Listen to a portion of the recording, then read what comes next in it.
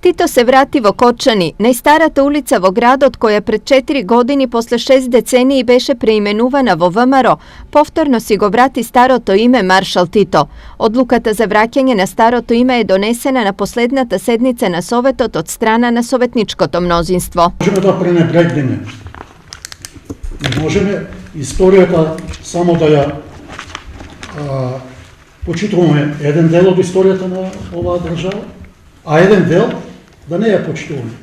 50 години оваа Република Македонија е живеала во склоп на СФРJ, е била држава и ги имала сите елементи на државност. При гласањето за враќање на поранешното име на улицата, опозицијската советничка група ја напушти седницата. Не знам што е целта, не заслужува ваков пристап спрема нас и спрема граѓаните и морам да кажам дека на место искрено очекував дека вие и сите граѓани кои што учествуваа на претходните политички настани, кои што вее дека целта и ориентацијата на сите беше кон Европа и кон светот, а не враќање кон СФРJ.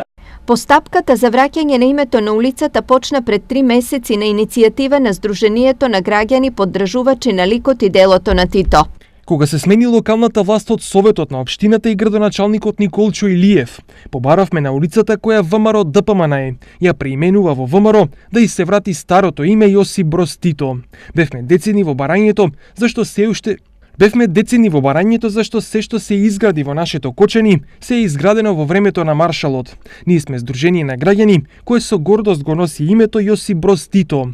Го чува споменот на големиот светски државник и не се помиривме со фактот дека претходната локална и државна власт направија неразумен потек.